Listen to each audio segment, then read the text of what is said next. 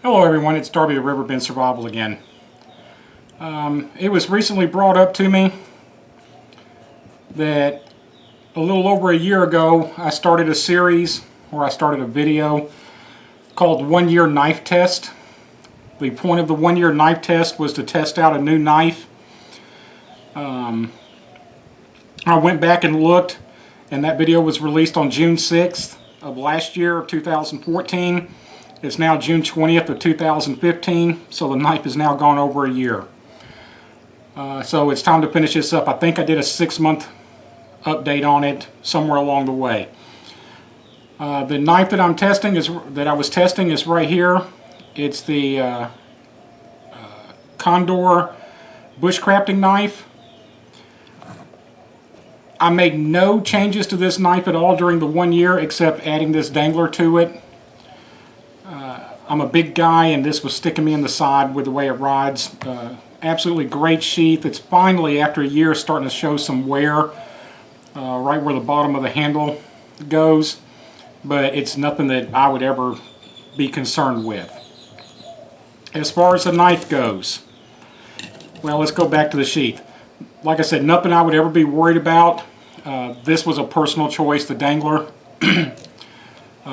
Steven, my friend Steven, I gave him one on the same day that I started this test, and he's used it probably every day since then. He always has it on him, and he uses it for everything. He's just not here today to help with the final video for this, and he's had no problems with the sheath on his either. The knife. The only thing that I did to this knife over the last year, I added some linseed oil to the handle. You can see how it's kind of shiny.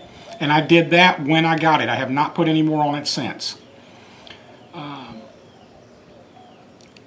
Folks, I'm here to tell you, I have absolutely loved this knife for the last year. I've been thinking that it's time to start another series, you know, do another 1 year knife test.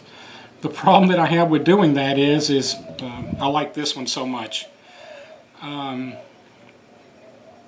And that leads me to something on this video here.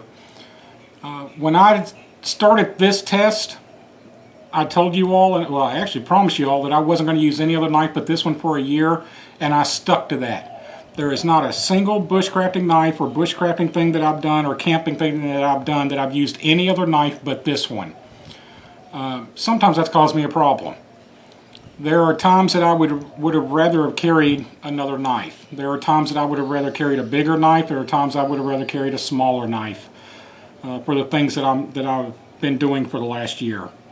I'm not going to get locked into that again. However, because I said I was going to do a 1 year honest test on this, that's what I did. Now,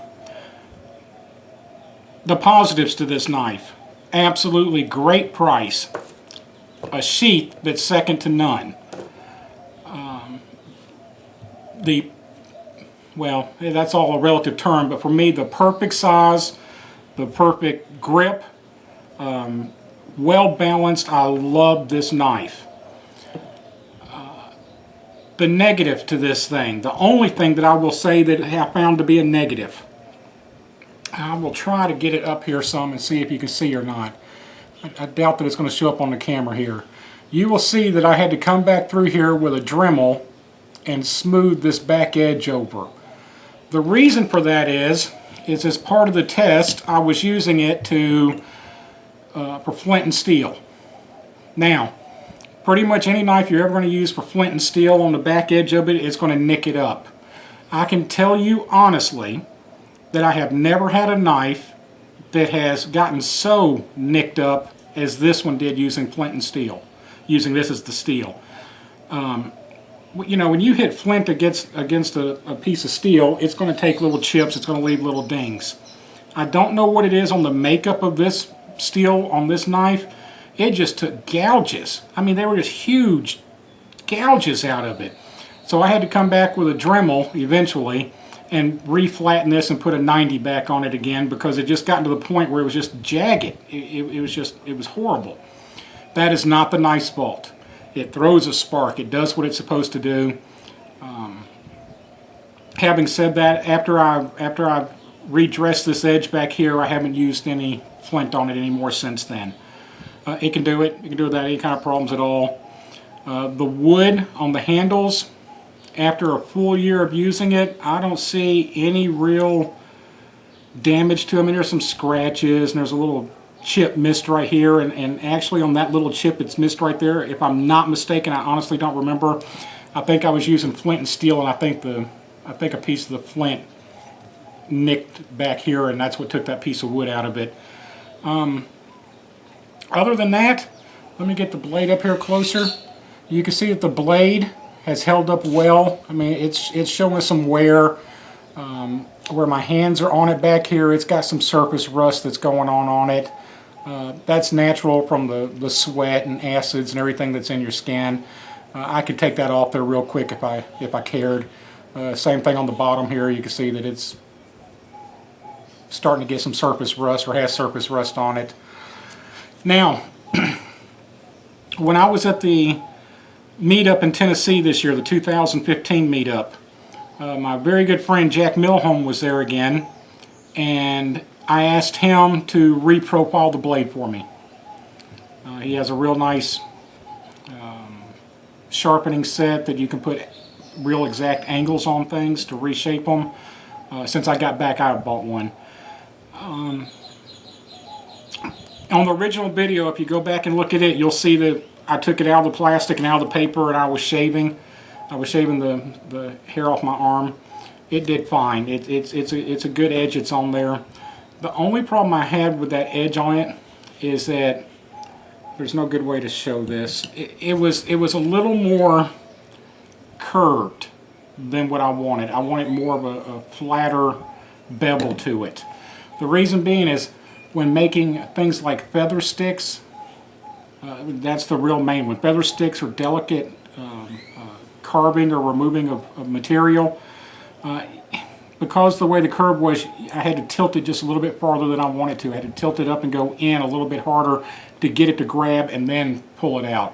By getting just a little bit flatter, and it probably took him 15 minutes to get it down to where I wanted it at.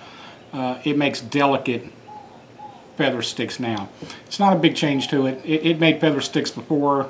Just flattening it out just a tiny bit made it a lot better. As far as the overall review goes from this, on a scale of 1 to 10 for knives, I would give this a 9. Easy 9.